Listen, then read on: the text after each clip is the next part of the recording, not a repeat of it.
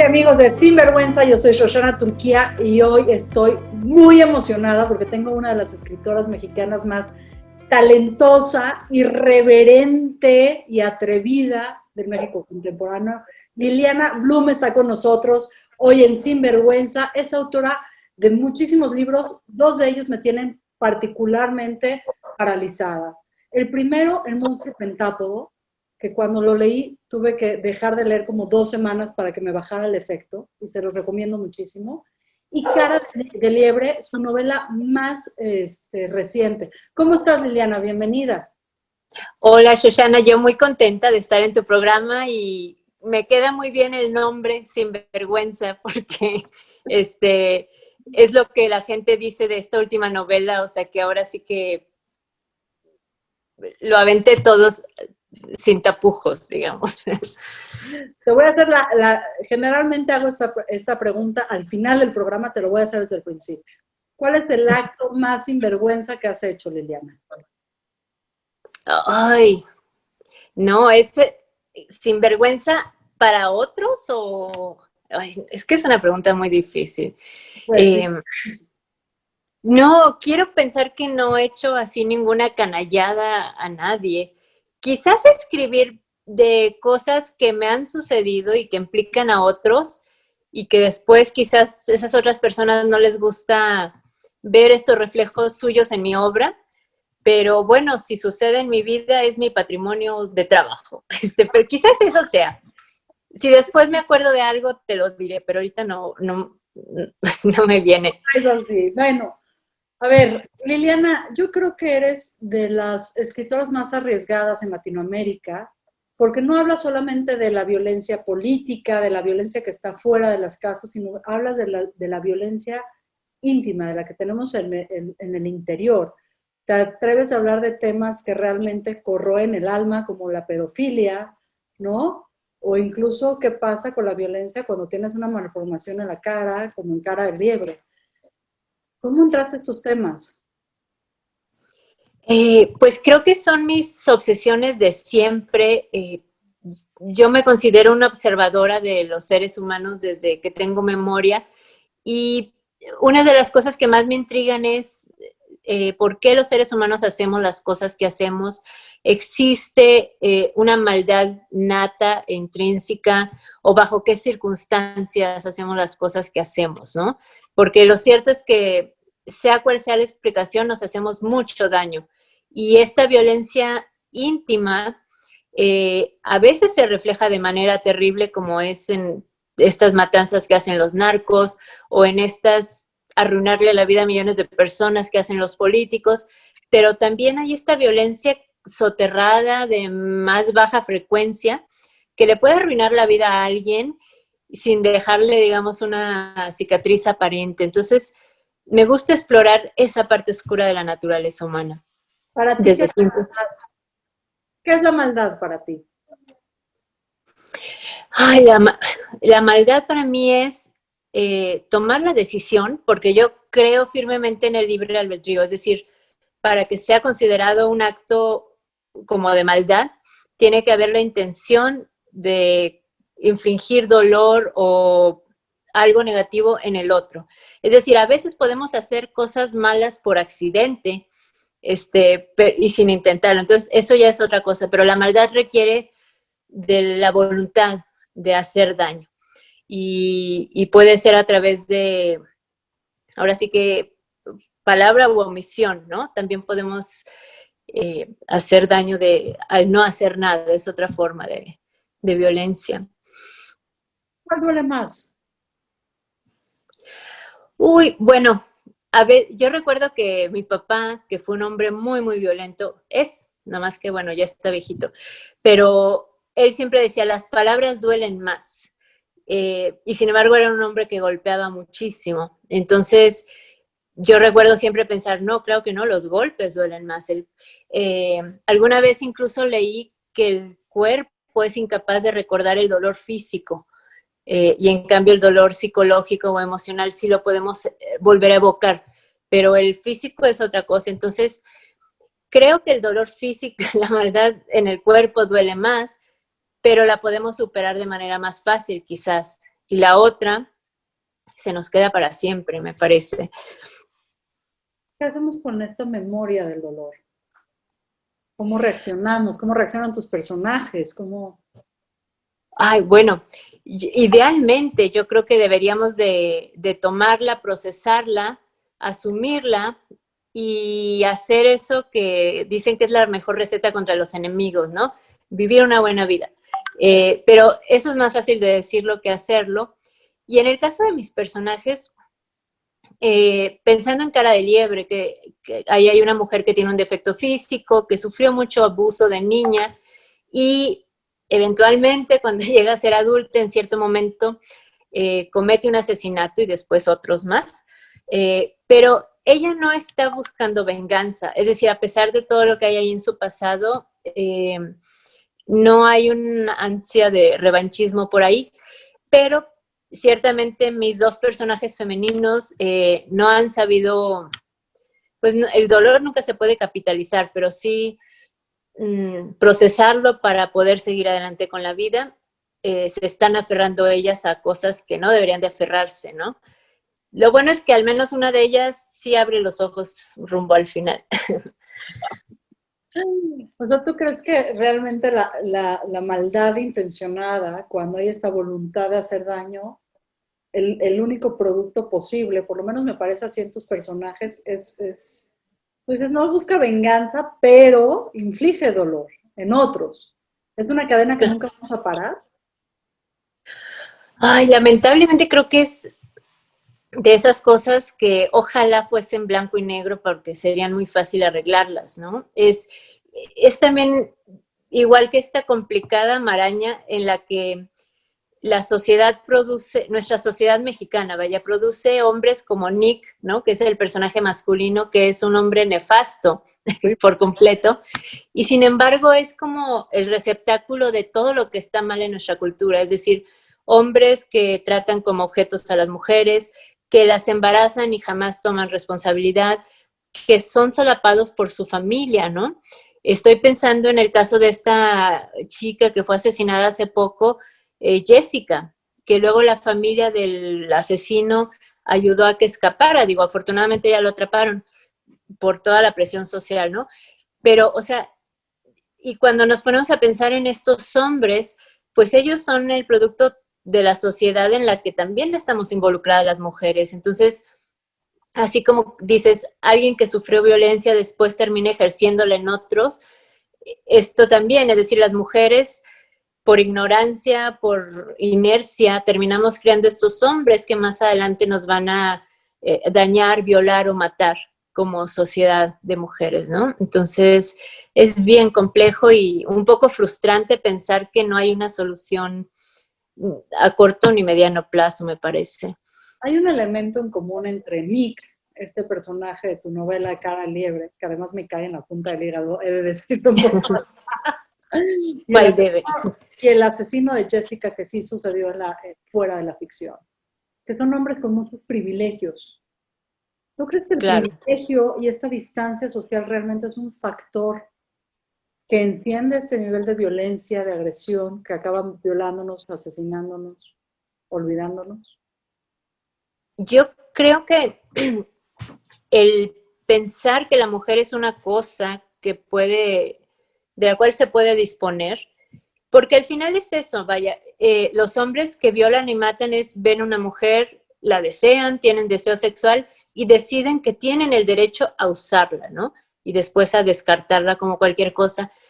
Eso yo creo que no obedece a ningún tipo de clase social, es más bien la mentalidad de nuestra cultura, porque esto es horrible, pero el hombre, digamos, si hay una cadena jerárquica de hombres, es decir, con el macho lomo plateado triple A, mero arriba, y después hay un changuito capuchino Z, ahí todo chafa, digamos, hasta el más ínfimo de los hombres se asume superior a la mejor de las mujeres.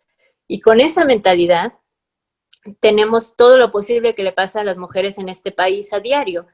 Y claro, en el caso de gente como Nick o Diego, ¿no? Este asesino, además, ellos sí que tienen esta, digamos, posición privilegiada en la sociedad, ¿no? Un cierto nivel económico. En el caso de Diego, el papá tenía como cosas que ver ahí en el gobierno, ¿no? Eso ayuda a que se puedan salir con la suya. Es decir, tienen el dinero de su parte para comprar la justicia, pero en realidad son todos iguales. Estos además tienen como estas ventajas para eludir, pero si los que no tienen tuvieran esto, muchos más se saldrían con la suya, vaya. Entonces, el peor de los hombres se cree superior a la mejor de las mujeres. Y pienso sí. en esta personaje de cara de liebre, ¿no? Que la acabas haciendo una mujer asesina, finalmente. Y no solamente asesina a uno, ¿no? Se convierte como en una especie de asesina serial. Claro, tiene al menos 3, ¿No? sí, que es la definición. Sí, y fíjate, Shoshana, que hay algo. A las mujeres en la literatura, en el cine y por supuesto en la vida real, se nos tiene como todo muy controlado. Es decir, las mujeres podemos escribir. A mí siempre me dicen, ay, Liliana, ¿por qué no escribes de cosas bonitas, no? ¿Por qué siempre andas escribiendo esas cosas? Entonces hay cosas de las cuales las mujeres no tenemos que escribir, hay cosas que no debemos de leer, hay cosas que no debemos hacer, como matar hombres. Es decir, somos las víctimas tradicionales en la literatura y en la vida real. No pasa nada en este país, matan a 12 mujeres al día y esos hombres vuelven a sus trabajos, a sus casas y no pasa nada, ¿no? Pero el día que una mujer hace algo que no está permitido, que es matar a un hombre, entonces ahí sí hay como, esto está mal, ¿no? Un escándalo. Y curioso, es un escándalo, no está bien, hay un error en la Matrix. Y es bien curioso, Shoshana, porque llevo varias semanas de hacer promoción al libro y pues me han entrevistado hombres y me han entrevistado mujeres. Y es bien interesante cómo perciben la novela cada uno de ellos. Y por parte de algunos de estos entrevistadores hombres, hay como una aversión a la novela y me dicen, es que ¿por qué ella se está vengando? Y yo le digo, es que Irlanda no se está vengando, digamos, mata en un momento de desesperación, no quiere estar sola, pero jamás es un acto de venganza. Y ellos sí lo ven así. O me dicen, es que tú quieres justificar que mate nada más porque le hicieron cosas de niña. Es decir, ¿no? Entonces, como si fuera una apología al delito tu obra literaria, ¿no? Claro, o sea, no lo es, pero me apabulla qué tan diferente eran las cosas. Y lo cierto es que un hombre que va a ligar de noche a un bar, nunca se imagina que alguien lo va a secuestrar para violarlo y para matarlo, ¿no? Y en cambio las mujeres, cada vez que salimos de nuestra casa, no tiene que ser a un bar, puede ser al trabajo, a la escuela, donde sea, sabemos que podemos no regresar. Entonces, esta novela incomoda especialmente porque los papeles se invierten y a los hombres no les gusta. Es lo que estoy yo descubriendo ahora que ya tengo como retroalimentación de los lectores. Pensar en estas discusiones de los marichulos, si me permites, ¿no? Que dicen, ¿qué harían un día sin hombres en la tierra, ¿no? Así cuando estábamos haciendo el movimiento del 8M, después del paro nacional el 9 de marzo, y la mayoría de las respuestas era ir sola en la noche, salir de copas con mis amigas, caminar sola, que son cosas que los hombres en su imaginario tienen dados como privilegios, ¿no? Claro, o sea, ningún hombre sabe el terror que es ir por la calle caminando y sentir que te sigue un hombre, te cambias de acera y él se cambia.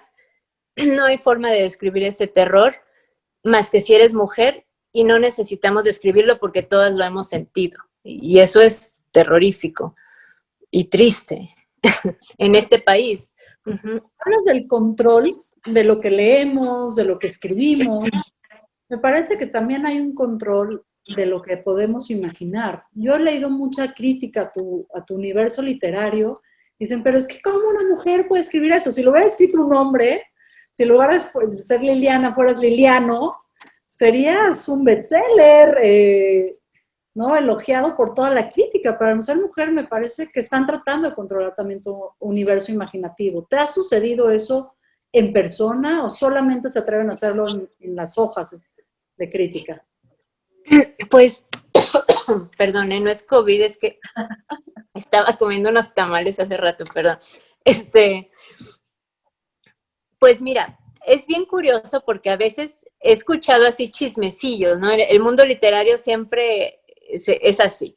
El He radio escuchado, pasivo. sí, o sea, alguien dice algo y ¡pum! Llega, ¿no? Algunos colegas, hombres, ¿no? Escritores que dicen, ay, la Liliana escribe cosas para ñoras, escribe puras cosas para viejas. Entonces, eso es bien interesante porque es muy probable que ni siquiera me hayan leído, pero notan que la mayoría de la gente que me lee son mujeres. Entonces, fíjate la cadena de pensamiento machista, ¿no? Si la leen muchas mujeres, entonces son cosas de viejas, y si son cosas de viejas, es algo menor que no merece, pues, que ni que investigue de qué se trata, ¿no? Entonces, mientras hay unos que dicen que escribo puras cosas de ñora, están estos otros que de alguna manera dicen, ella no debería estar escribiendo esto, esos no son temas de mujeres, ¿no? Y bueno, yo no sé si tendría más, digamos, éxito si fuese hombre. Alguna vez un otro escritor hombre, que ya ni me acuerdo quién, pero me preguntó esto y sonaba con un poquito de resentimiento, me dijo, tú te puedes salir con la tuya de escribir estas cosas porque eres mujer. Si un hombre escribiera esto, lo tacharían de inmediato de misógino. Y pues no lo sé, me quedé pensando un buen rato. Yo creo que a la hora de escribir escribimos desde nuestro sexo, por supuesto, pero al final es irrelevante de quién es el nombre que está en la portada del libro, ¿no? Lo que importa es la historia y cómo está contada. Pero bueno, ahí para que veas algunas opiniones. Bueno, voy a hablar un poquito de mi experiencia. Cuando yo leí El monstruo pentápodo, varias veces tuve que dejar descansar el libro porque el tema de la pedofilia contada desde el pedófilo me dejó muy fría porque soy mamá de 2 niños, ¿no? Uh-huh, sí. Yo veía a mi hija jugando y leía la novela y decía, qué cosa más horrible. Y te voy a confesar algo, y se lo estoy confesando a todos los amigos que nos escuchan en Sinvergüenza. Sí me daba un poco más de calma que fueras Liliana, la verdad. Sí. Hay esta idea, ¿no?, de que las mujeres no somos capaces de estos crímenes atroces, de imaginar siquiera estos crímenes atroces, que la violencia tiene cara y nombre de hombre. Sin embargo, es producto también de tu imaginación, ¿no? Y de tu universo ficcional. Y yo no sé si puedo separar a la persona de su obra, ¿no? Me pasa mucho, por ejemplo, con la música de Wagner, que en la Segunda Guerra Mundial tocaban la música de Wagner en los campos de exterminio y concentración. Yo no puedo escuchar a Wagner. Y no me importa qué tan bella es su obra, no la puedo separar de dónde se tocaba y quién la tocaba y con qué ideología se tocaba. Me pasa un poco también con tus novelas y con tu universo creativo, ¿no? Que yo no sé si me tranquiliza un poco ver un personaje como Irlanda o como Betancourt, que lo odio, o sea, si odio a Nick, Betancourt, bueno, me hizo un hoyo en el estómago de meses completos, pero sí me tranquiliza que sea de tu pluma, la verdad. Sí. Bueno, yo también creo, digamos, en teoría, ¿no? Deberíamos de juzgar o digamos, juzgar a una obra por su autor, pero yo sí creo en la congruencia, es decir, alguien que escribe ciertas cosas, pero en la vida actúa con otro modelo a seguir, hay algo malo ahí, ¿no? Yo no es que, por supuesto, no es que sea asesina, pero en mis personajes, no lo sé, en mis personajes femeninos siempre hay mucho de mí. Entonces, bueno, eso para empezar. Entonces, quien me conoce puede encontrar un montón de cosas mías allí. Y obviamente uso mi imaginación, pero también uso mucho mis miedos, mis dolores, mis partes oscuras. En el caso del monstruo pentápodo, yo tuve una experiencia a los 4 años con un fulano, digamos, casado con alguien de la familia, y ahí está. digamos, no es un caso similar al del monstruo pentápodo, porque aquí era, digamos, como estos casos de pedofilia que son los más comunes al interior de la familia, pero como dije al principio, si me pasó a mí, es mi material y yo puedo hacer lo que quiera con él, y es una manera de exorcizar. Yo también soy mamá de 2, y pues no hay peor miedo que se te desaparezca un hijo o que alguien le haga eso que le pasó a la niña del monstruo pentápodo. Entonces, es mi forma de mostrar mi miedo. Yo creo que me es difícil escribir cosas bonitas porque a donde quiera que veo hay terror, pero creo que en mis novelas siempre hay un poco de redención al final. Dentro de lo que cabe de ese universo terrible, hay un poco de redención. Personajes que al final se dan cuenta de algo y deciden hacer lo correcto. Aunque ya sea un poquito tarde, lo hacen. Oye, una pregunta. ¿A qué le tienes miedo? ¿A qué le tienes miedo que no hayas puesto todavía en tu universo literario?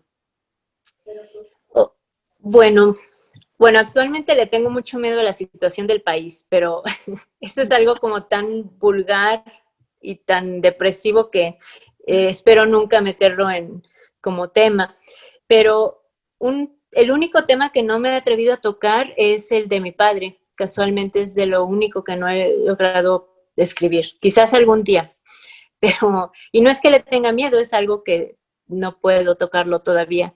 Pero fuera de eso, no tengo demasiadas restricciones a la hora de escribir. Desde hace tiempo decidí que si quería realmente dedicarme a esto, tenía que escribir como si nadie me fuera a leer.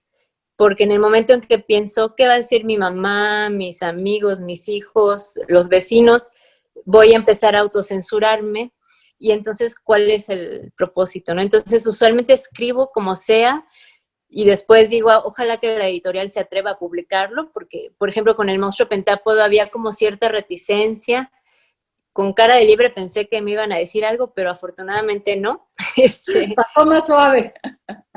Sí, porque pues finalmente al monstruo le fue bastante bien y a la gente no le gusta que le doren la píldora, ¿no? O sea, yo creo que a las personas que me han leído les gusta cómo afronto estas cosas, ¿no? Entonces, pues bueno, ahí está Cara de Liebre, que está bastante... ¿Qué edad te diste cuenta que la maldad como acto voluntario existe? ¿Cuándo empezaste a hacer ese discernimiento? Ay, yo creo que desde el día que fui al kinder por primera vez, que sería 5 años, eh, y, o sea, que me di cuenta en carne propia y después como mamá, eh, viendo, digamos, a mis hijos junto a otros niños. Yo sí creo que hay maldad nata, que hay niños que desde muy, muy pequeños o sea, la tienen precisamente porque nacieron así y la ejercen. Porque no sé si has visto estos videos de bebés acariciando patitos o cachorritos, con qué delicadeza lo hacen. O sea, el ser humano instintivamente sabemos cuando estamos haciéndole daño a otro. Y entonces a veces en el kinder tratamos de excusar, no, es que todavía no aprende que si le pegas a un niño en la cara y le rompes la nariz, le duele, todavía no aprende. Pamplinas, ¿no? O sea, hay gente que desde muy pequeña es mala y sigue siendo mala toda su vida y va dejando un rastro de dolor y destrozos y gente traumada. Y esa es creo que la verdadera pérdida de la inocencia, el darte cuenta de que hay gente mala que elige herirte y hacerte daño por su propio placer, ¿no? Entonces, sí, creo que a mí me hacían mucho bullying desde por ser pelirroja. Bueno, ahorita se me ve ya muy deslavado, pero yo era pelirroja y esa era la razón para hacerme bullying. Y era bullying además físico, ¿no? Como el de Irlanda. No era nada más de, ay, Sonori. ¿Aprendiste a pelear? No, yo usaba como el método pues de la tortuga que se hace nomás así o nunca aprendí a pelear. Después me volví bastante aguda con las palabras, pero ya en prepa quizás, pero nunca he sido violenta físicamente, así es que soy bastante inofensiva. Solamente con el cuerpo, porque tus palabras sacuden hasta el más calmo de los calmos. O sea, hemos tenido bastantes discusiones, varios amigos que nos gusta mucho leer y que nos gusta mucho escribir, y realmente tus palabras trastocan y mueven y te mueven del lugar, es decir, tienen un efecto secundario muy fuerte, aunque no intentes violentarnos. Estas personas que hieren, que lastiman desde una edad muy temprana y que lo van haciendo a su paso, ¿tienen esta posibilidad de redención de la que hablas en tus novelas? ¿O tú crees que así se van a... No, no, yo creo que digamos, todos cometemos actos malos en algún momento, pero la diferencia es si somos capaces de sentir remordimiento, de tratar de resarcir el error y eso, si nos sentimos unas cucarachas después de haber herido a alguien, porque a veces lo hacemos en el momento de pasión, ¿no? Digamos, de estar muy enojados. Entonces, si sentimos esto, sí tenemos redención, pero la diferencia con la gente que nace innatamente mala, digamos que serían los psicópatas. Lo que pasa es que equiparamos psicópatas con gente que mata, ¿no? Pero en realidad es un porcentaje mínimo. Tengo por ahí un libro de psiquiatría forense que hay algo así como el 10% de la población es psicópata. Y entonces, pues es la gente que con la mano en la cintura deja a cientos de viejitos sin pensión, ¿no? O sea, usualmente pues van por carreras como la política o, digamos, cotos de poder donde terminan usando a la gente y no sienten absolutamente nada. O también gente como Nick, es decir, hombres que dejan... Vale, ¿no?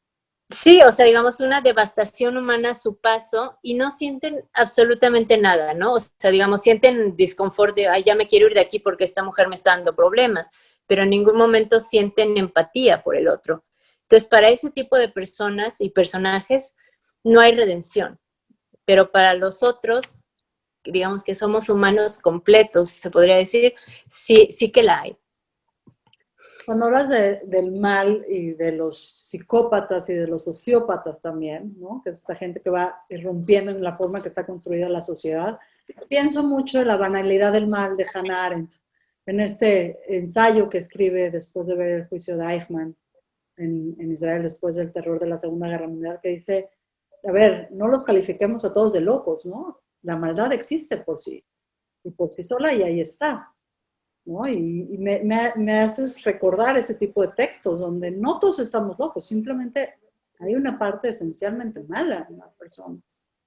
Claro, y tan se sabe, es decir, el loquito, recuerdo una vez un caso de una mujer que mató a su mamá viejita, la abrió, ¿no? Se le abrió con un cuchillo y la mató y se quedó allí y cuando alguien la descubrió, es decir, no huyó, ella solo dijo, es que mi mamá tenía un alien adentro y se lo tuve que sacar, o sea, ella estaba Ella sí estaba totalmente... Y tan no sabe lo que hizo que se quedó allí, pero las personas que son malas y por supuesto no tienen ni un pelo de locura, buscan escapar, engañar, evadir la justicia. Entonces, ¿qué es el caso de los nazis también? Y por ahí en mi novela también me hiciste pensar en la parte de la deshumanización, que Irlanda empieza diciendo, es muy fácil deshumanizar a alguien, simplemente hay que verlo como en las partes y la materia que es, ¿no? No somos más que huesos de calcio y carne como la del jamón, ¿no? Que tenemos en el refri. Y es precisamente lo que hacen los nazis. O sea, deshumanizaban a los judíos a través de hacerlos ver malnutridos, sucios, o sea, algo tan distinto a un ser humano por las condiciones en las que las tienes, que se les hacía más fácil matar a algo que no se parece a ellos, ¿no? Y era, supongo, una táctica, pues, bien ensayada, ¿no? O sea, poner esta barrera, que además esa barrera. ha pasado por el tiempo, es decir, los kamikazes japoneses también se autodeshumanizaban, ¿no? Para poder suicidarse. Los actos terroristas de cualquier índole en el mundo lo que hacen es también un proceso de deshumanización y eso ha exacerbado la violencia básicamente a través de los años. ¿Crees que todas Claro. las personas tenemos la capacidad de la maldad elegida bajo ciertas circunstancias, bajo ciertas características sociales? Yo ¿O pienso, hay personas que se salvarán, digamos, de no, yo creo que nadie se salva así solo por decir por la gracia divina, ¿no? O sea, yo nací, diferente a los demás y soy un ángel. O sea, no. Pero yo sí creo, digamos, para quien es un ser humano normal, digamos, sin psicopatía, que puede sentir empatía por otros y siente culpa, para ese tipo de personas siempre hay una forma de elegir. Como Irlanda, antes de cometer su primer asesinato, llega un momento en el que dice, si paro ahorita, puedo medio arreglarle y si sigo adelante ya no va a haber retorno, pero digamos, se paró un segundo a considerarlo. Y creo que siempre tenemos ese segundo, es decir, antes de decir algo hiriente, antes de bajarnos del carro a pelear con el que está ahí, no sé, siempre hay ese momento, pero decidimos seguir adelante. Entonces, yo creo que a veces lo que nunca consideramos es que la vida nos puede llevar por senderos que no teníamos esperados. Es decir, ningún judío en la Segunda Guerra se imaginaba terminar en el campo, y ya en el campo se tenían que tomar decisiones que jamás te planteas en otro ámbito. Es decir, entonces, que a veces pueden parecer malas, vistas, o sea, juzgadas desde el otro contexto, pero creo que es lo que le pasa a Irlanda en esta novela. La vida la lleva también a, digamos, a otra parte, y entonces desde allí lo que tiene que decidir es muy distinto. No es lo mismo decidir en la orillita de un precipicio a decidir lo mismo sentada en el sofá frente a la tele, ¿no? Entonces, siendo la misma persona, la decisión va a ser distinta, ¿no? Y creo que al final es eso. Tenemos la elección, pero también estamos rodeados de un contexto que nos puede dejar un rango de decisión muy pequeño, ¿no? ¿Cómo le llamarías a ese breve espacio en el tiempo donde podemos decidir parar o no? Porque me parece que es un universo por sí mismo. Sí, que sería como, si pudiéramos ponerle así la pausa, ¿no? No sé, es como el momento en el que el grillito te dice, tú sabes que si abres la boca para decir eso, igual y tu amiga no te vuelve a hablar en toda la vida, o si aceptas irte con este hombre que es casado, tu matrimonio se va a arruinar. No sé, siempre hay ese momento en el que nos paramos y no sé cómo llamarle, pero creo que le podríamos llamar tu última chance. O el último tren, o no sé.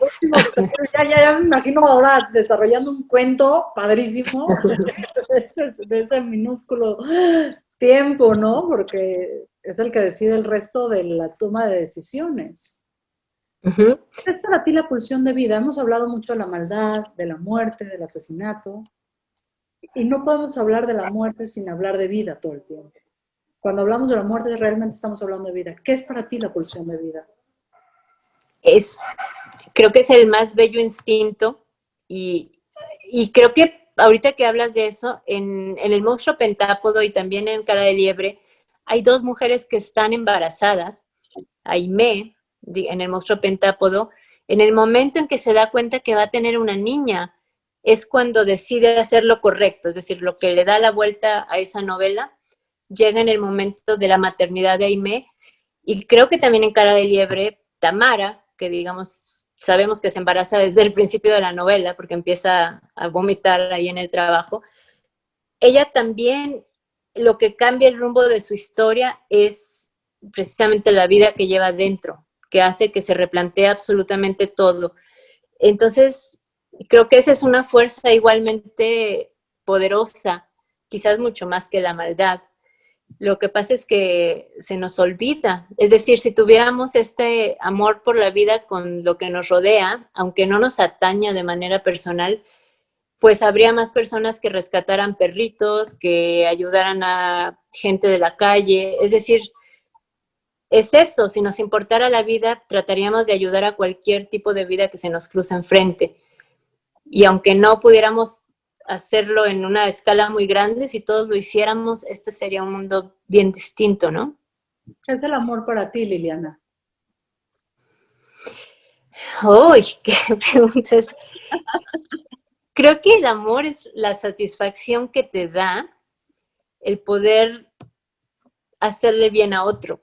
O sea, que al final no se puede tener un amor así estando solito. Necesitas demostrar el amor a través de acciones que le causen bienestar, sonrisa, algo lindo a alguien más. Creo que eso es el amor, una cosa para lo cual siempre necesitamos otro ser humano u otro animal, otro ser vivo al menos. ¿Cuál ha sido tu acto de amor más reciente entonces?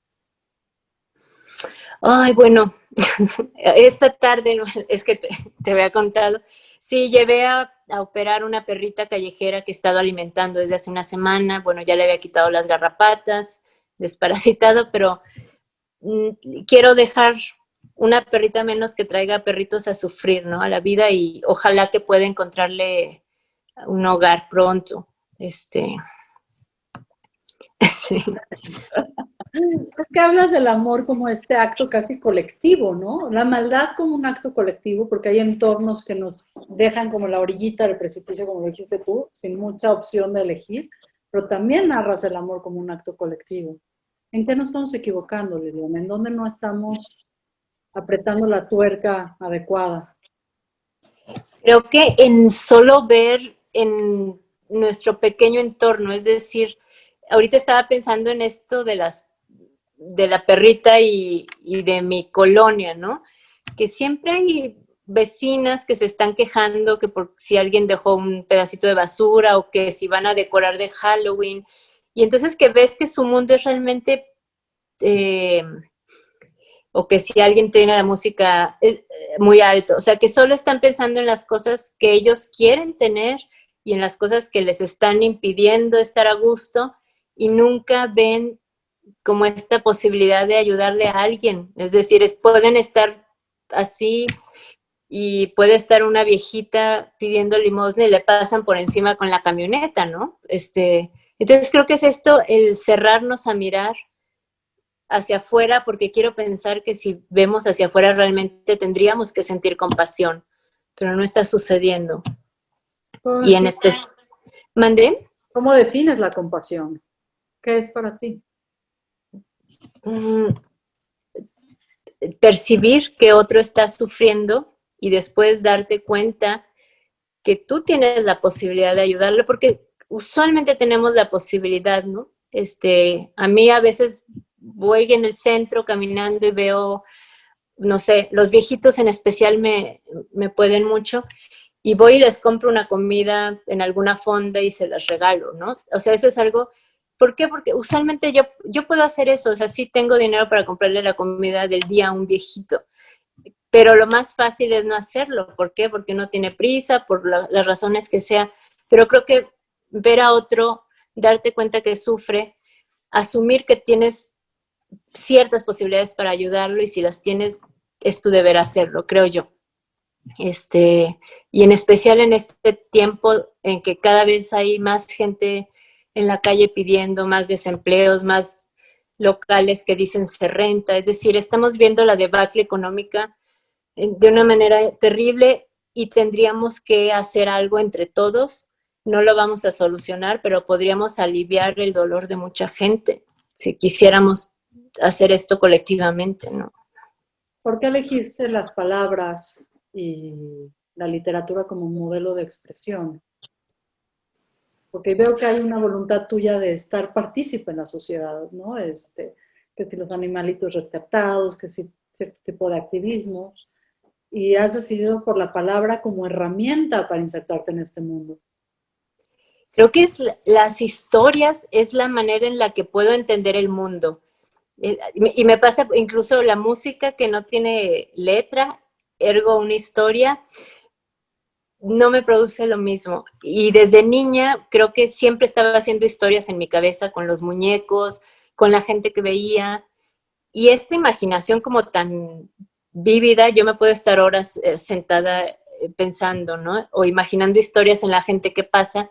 Creo que el poder imaginarme historias que le suceden a otras personas también me ayuda a ponerme en su lugar. Es decir, entonces cuando las veo, no solo veo una mano extendida, sino veo como toda una historia terrible de soledad, de muchos días sin comer. A mí que la gente no coma me causa una angustia terrible. Entonces, yo no sé si a través de las palabras puedo cambiar el mundo, pero al menos me ayuda a entenderlo yo, entenderlo un poco más. Imaginemos que tenemos una fogata aquí, ¿no? Y Ok. están ellas. Cuéntanos una historia que a ti te haya conmovido tanto, que te haya hecho cambiar. Una historia que te haya hecho un quiebre en Liliana Bloom. Uy, a ver, soy bien mala como para pensar así sobre compresión. Una historia que me haya Una historia que hayas cambiado. escuchado, una historia que te guste, algún cuento, alguna novela, alguna historia que te haya trastocado tanto que hayas dicho, ah, mira, ahí hay un poder. Bueno, me puedo contar 3 experiencias con lectoras que a partir de mis libros me han contado como cosas que me han conmovido muchísimo.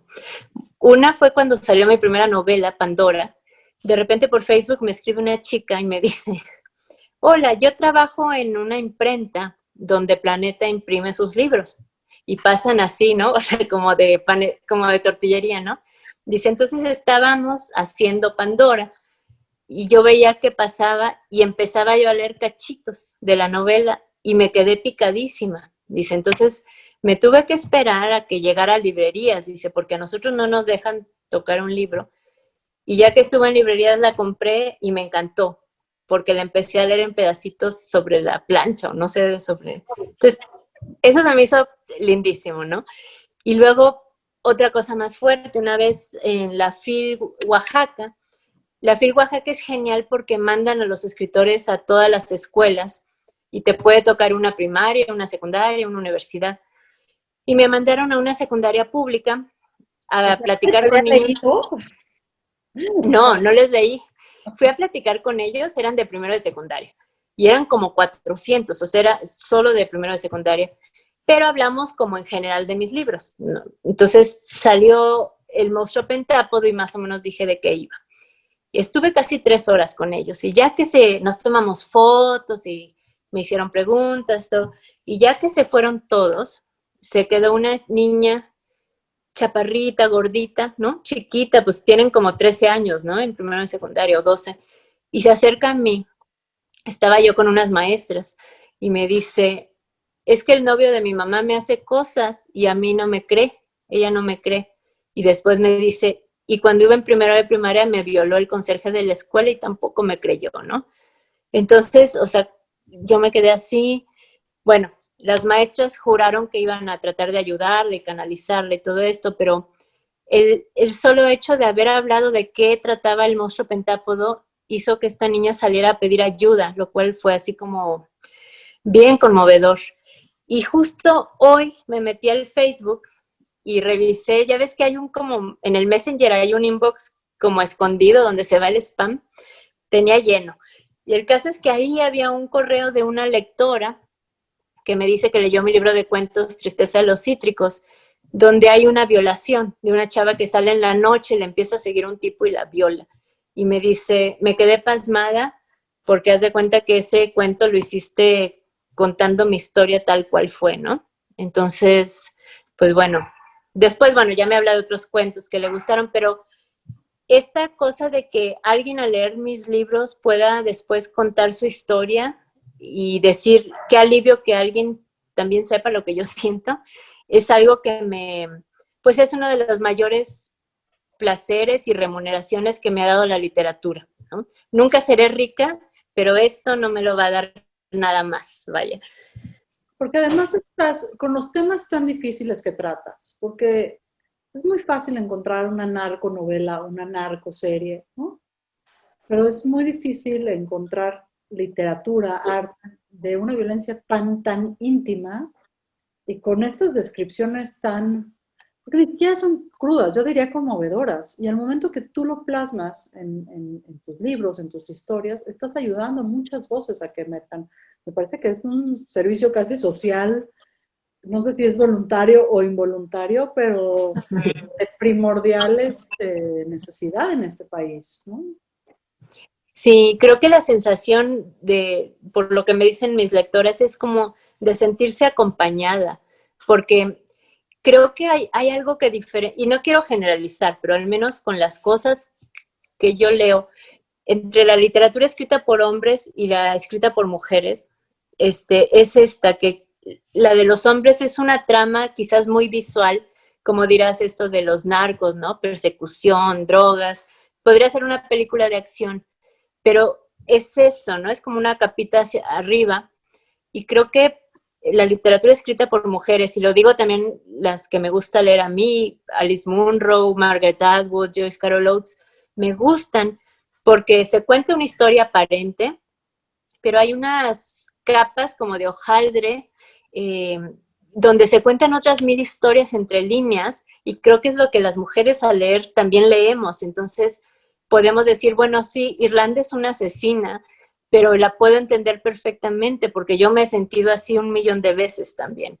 Entonces, creo que el sentirnos como comunicadas y sentir que no estamos solas, pues quizás sí sea una labor de amor, ¿no? Porque se siente lindo saber que alguien más pudiera entenderte, ¿no?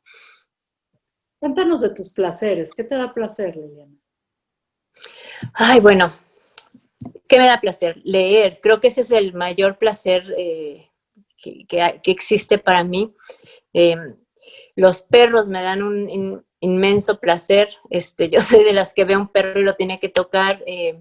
Estar con mis 4 perras, cada día que las saco a pasear y van ahí corriendo, porque las saco aquí como en un campo, y van corriendo alegres, los puedes ver sonreír, no, me produce una felicidad absoluta. El chocolate y el vino Shiraz también me produce mucho placer. Una buena plática con las amigas, saber que a alguien le gustó mi novela y que encontró algo valioso en ella también. El tener contacto con las lectores y lectoras me encanta. Es algo así que disfruto muchísimo. Y los chiles en nogada también. Y el hummus también. Sí. ¿Es muy tragona, Liliana? Sí, mi delirio es así, el pan, las galletas, entonces yo me podría acabar así un pastelito en un centón, o sea, pero lo evito, pero sí, con las cosas dulces, panosas, sí soy, Con tu debilidad. sí. Ahora sí, ¿cuál es tu acto más sinvergüenza, querida Liliana? No te vas a escapar de la pregunta. ¿Qué habrá sido el acto más sinvergüenza? A ver. Bueno, ahorita ya lo estoy pensando, que espero que ya esto ya esté perdonado porque está en el pasado. Pero sí, creo que sí fue una sinvergüenzada, pero no planeada, pero sucedió así. Mi marido, iba a decir mi primer marido, pero no, solo he estado casado una vez. Cuando yo lo conocí, él tenía una novia con la cual estaba a punto de casarse. Ya hasta estaban empezando a comprar casa y todo esto. Y nos conocimos en un viaje en Guadalajara. Y fue así como, ¡pum! Amor a primera vista, y pues sí, la dejó por mí, y yo supongo que pues sí, fue una sinvergüenzada porque ella seguramente ya estaba buscando el vestido de novia, ¿no? Bueno, duramos 19 años juntos, después ya terminamos, somos grandes amigos ahorita, pero sí, esa debe de ser mi sinvergüenza. Bueno, pero vergüenzada. Sí. Bueno, a 19 años, digo, valieron de algo el esfuerzo, ¿no? O sea. Sí, no era un caprichillo así nada más de, ay, al mes ahí está. No, sí, pero bueno, después ella supe que se casó, o sea, es decir, a lo mejor hasta le fue mejor. Quiero pensar. Aparte de una piedra en su camino, no lo sabemos. Sí, sí, sí. Oye, pienso un poco en en la FIL de, obviamente la de Guadalajara, que estaríamos a pocos días de celebrar y que no vamos a poder reunirnos escritores, lectores. La FIL de Minería, que serían estos días también. La FIL de Oaxaca. ¿Qué es lo que más extrañas de estas ferias del libro? Porque además eres de las rockstars de las ferias del libro. La gente te sigue Ay, bueno, pues no rockstar, pero sí tengo mis seguidorcitos. Pero creo que lo más lindo es eso, el poder tener contacto humano o sea, bueno, todo es humano, pero real, ¿no? Con los lectores, porque siempre es bien valioso, ¿no? Firmar libros, conocer gente. Y otra de las cosas más lindas que hay es encontrarte con los amigos escritores que viven en otras ciudades y que no las ves en todo el año. Entonces, por ejemplo, la de Guadalajara, pues es donde veo a mi amigo de Tijuana, a mi amigo de Saltillo, al de Oaxaca. Y es bien lindo, o sea, porque es así como en el medio literario hay gente que con muy mala uva y envidias y que te clavan, pero también hay gente bien querida y amigos leales. Entonces, creo que el contacto con los lectores y después el poder ver a los amigos es lo que más extraño. Las ofertas no, porque nunca hay buenas ofertas. Y las fiestas en el Veracruz, ¿no? Hablando de la fiesta claro. de Guadalajara, por ejemplo, ¿no? Donde sí, yo creo que vamos a extrañar mucho la fila este año, muchas personas. Uy, sí, la fiesta de Almadía y con el mezcal, todo esto, sí. Sí. Ahí vamos a estar llorando nuestras penas en Zoom, quién sabe cómo vamos a hacer ahora las ferias del libro. Y ojalá que el próximo año ya podamos retomar todo. Así será. Liliana, yo quiero agradecerte muchísimo este espacio. Eres una de mis escritoras favoritas, no tengo ningún empacho en decírtelo porque además mucha gente lo sabe. He disfrutado Cara de Liebre, creo que es de las novelas más fuertes que se han publicado en fechas recientes, y lo digo también sin empacho. Y quiero agradecerte tu tiempo, esta libertad de hablar de estos temas que son tan tabús y que tanta gente tiene tanta reticencia. Muchas gracias por este espacio. No sé si tienes alguna conclusión que compartirle a las amigas y amigos de Sinvergüenza. Bueno, antes de irme, agradecerte la invitación. Justo ahorita estaba hablando con un amigo y le dije, ya me voy, que tengo entrevista con Shoshana, y me dice, bueno, me pone un emoji así como de, ay, ¿no? Así es que yo encantada, así es que, la admiración es mutua. Y pues estos temas difíciles, creo que es siempre bueno hablarlos y tocarlos, porque a veces las cosas que nos incomodan es por algo, y creo que meter las cosas debajo de la alfombra nunca es bueno. Entonces, creo que si encontramos libros que nos hagan pensar, que nos sacudan, que nos enojen, vamos a salir mejor después, ¿no? O sea, ser un poquito mejores seres humanos, creo. Pues muchísimas gracias, Liliana. También quiero agradecer muchísimo a la gente de Radio 13 Digital, ¿no? Que sigue haciendo este programa posible, que ahora nos están poniendo en todos lados. Y por favor, si les gustó, compártanos, que ya estoy harta del algoritmo de Facebook que no nos deja romper el cerco digital en el cual nos tienen. Muchas gracias a quienes nos siguen, a quienes nos escriben, nos mandan sus sugerencias. A ti, Liliana, muchísimas gracias. Yo soy Shoshana Turquía y esto fue Sinvergüenza. Muy buenas tardes. Adiós.